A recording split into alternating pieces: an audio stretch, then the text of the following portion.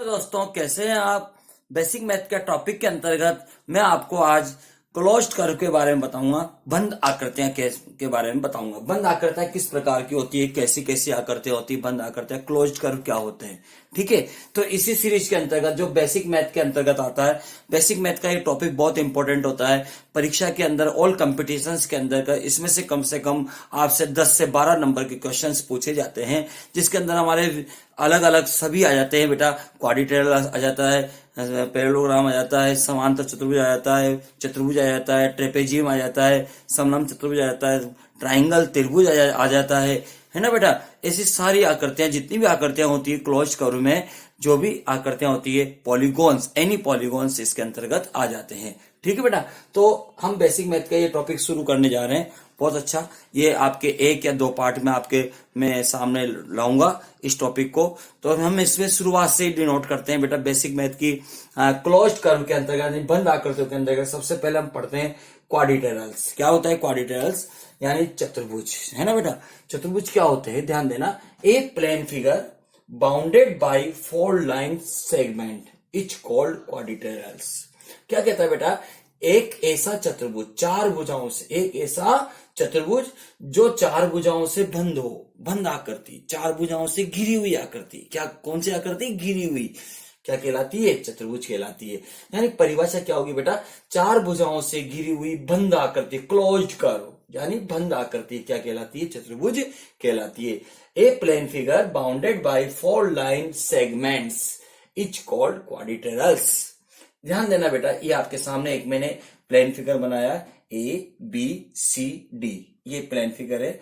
इसमें 4 साइड्स है, AB, BC, CD, AD, 4 तो साइड्स है। 4 ही वर्टिसेस है, A vertices A, vertices B, vertices C, vertices D। ठीक है बेटा। और ये 4 साइड्स, 4 वर्टिसेस, 2 डायगोनल्स होते हैं। इसमें कितने डायगोनल्स? 2 डायगोनल्स। एक तो ए को सी से मिलाएंगे, एक डायगोनल सी होगा। एक बी को यदि डी से मिलाता तो हमें आपके दूसरा डायगोनल्स होता। ठीक है बेटा। अब हम यहाँ डायगोनल समझते हैं। डायगोनल क्या होता है बेटा? डायगोनल है विकर्ण, है ना। क्या कहते हैं इसको? विकर्ण। A diagonal of a quadrilateral is a line segment to joining 2 non conjugative vertices. यानी कि वर्टिस कॉन्जुगेटिव को क्या कहते हैं? अपोजिट वर्टिसेस, यानी आमने सामने के, आमने सामने के वर्टिसेस को मिलाने वाली लाइन क्या कहलाती है? डायगोनल कहलाती है। यहाँ बेटा ये कॉन्जुगेटिव तो ये होंगे बेटा, ए के साथ कॉन्जुगेटिव बी होता है, ए का कॉन्जुगेटिव डी भी हो सकता है, परंतु ए का कॉन्जुगेटिव सी नहीं है। तो ये ए को यदि सी से मिलाएंगे तो एक वर्टिसेस हमें प्राप्त, एक हमें डायगोनल प्राप्त होगा। क्या प्राप्त होगा? एक डायगोनल प्राप्त होगा। इसी प्रकार ये बी को यदि डी से मिलाएंगे तो दूसरा डायगोनल प्राप्त होगा। बीडी भी एक क्या है बेटा? डायगोनल है। ठीक है, तो यहां पर क्या है बेटा? अपोजिट, यानी अपोजिट, आमने सामने के शीर्ष को मिलाने वाली लाइन क्या कहलाती है? आपके डायगोनल कहलाती है, विकर्ण कहलाती है। ठीक है बेटा। अब हम इसका फॉर्मूला याद रखते हैं बेटा। क्वाड्रिलेटरल का फॉर्मूला बहुत बच्चों को याद नहीं होता है, आपको ध्यान होना चाहिए। क्या होता है बेटा? एरिया ऑफ क्वाड्रिलेटरल्स क्या होता है? 1/2 and diagonal and sum of length of perpendicular, sum of length of perpendicular. इसको बेटा मैं हिंदी में बता देता हूं बेटा कि चतुर्भुज का जो क्षेत्रफल होता है वो होता है 1/2 इंटू विकर्ण पर डाले गए लंबों का योग।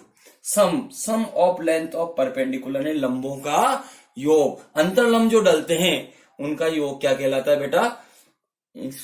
डायगोनल कहलाता है, क्वाड्रिलेटरल का एरिया कहलाता है। जैसे बेटा आप देखो, ये एसी एक विकर्ण है और विकर्ण पे 2 लंब डल रहे हैं, एक तो डीएफ और एक क्या डल रहा है? बीई। तो इन दोनों का तो सम हो जाएगा। और डायगोनल तो फॉर्मूला क्या होगा? 1/2 into diagonal AC into B plus DF, इन दोनों का सम, यही होगा आपके एरिया ऑफ क्वाड्रिलेटरल। ठीक है। टाइप्स ऑफ क्वाड्रिलेटरल्स हम यहाँ पर लेंगे। इसके अंदर चतुर्भुजों के प्रकार हम समझेंगे। चतुर्भुजों के प्रकार कैसे कैसे होते हैं, किस किस टाइप के होते हैं, ये हम समझेंगे। तो सबसे पहले टाइप हम लेते हैं बेटा ट्रेपेजियम। क्या लेते हैं? ट्रेपेजियम, समलंब चतुर्भुज। क्या लेंगे बेटा? समलंब चतुर्भुज। यानी it is a quadrilateral whose any one and only one pair of opposite sides are parallel। यानी कि एक ऐसा चतुर्भुज जिसकी आमने सामने की भुजाओं का एक युग्म समांतर हो समलंब चतुर्भुज कहलाता है। क्या कहलाता है बेटा? समलंब चतुर्भुज कहलाता है।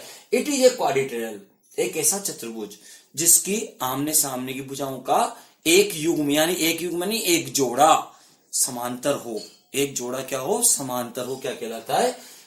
आपके ट्रेपेजियम कहलाता है, समलंब चतुर्भुज कहलाता है। देखो चित्र में देखिए बेटा, यहाँ देखो मैंने आपके दो फिगर बनाए यहाँ पर, ए बी सी डी है ना बेटा। ए बी सी डी एक चतुर्भुज है, जैसे यहाँ भी ए बी सी डी। तो बेटा यहाँ देखो पैर देखो, ए बी के पैरेलल सी डी।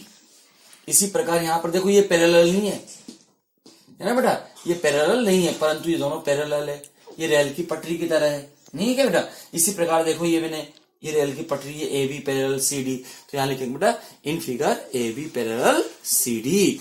अब हम यहाँ पढ़ेंगे एरिया ऑफ ट्रेपेजियम, यानी समलंब चतुर्भुज का क्षेत्रफल। क्या होता है समलंब चतुर्भुज का क्षेत्रफल?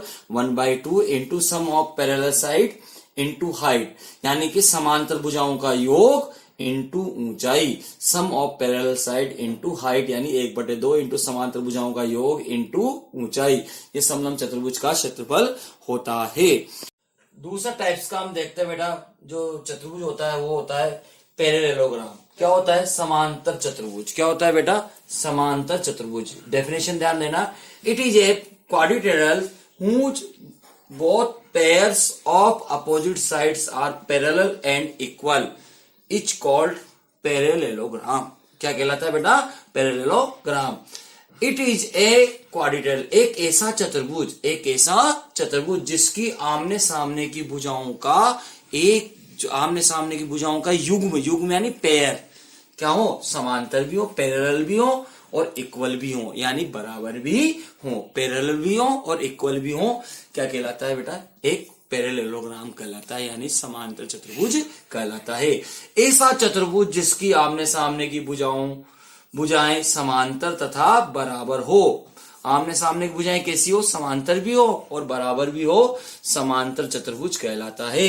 ध्यान दें बेटा, मैंने आपके फिगर बनाए, दो फिगर बनाए, ये दोनों क्या है? एक समांतर चतुर्भुज है, ए बी डी सी। ये आमने सामने की अपोजिट साइड से बेटा। इसी प्रकार इसके अपोजिट साइड से ये पैरेलल भी होगी। ये मैंने एक तीर का निशान लगाया ना, तीर का निशान लगाना पैरेलल कहलाता है बेटा। यहाँ दो तीर के निशान है, यानी ये दोनों पैरेलल है, यानी समांतर है, ठीक है। और इक्वल भी है, देखो A B equal B C, A D equal B C, है क्या? नहीं है। इसी प्रकार देखो बेटा यहाँ पर A B equal D C, A D equal B C. तो देखो बेटा यहाँ देखना इधर इन फिगर, ए बी समांतर D C, A B parallel D C, A D parallel B C.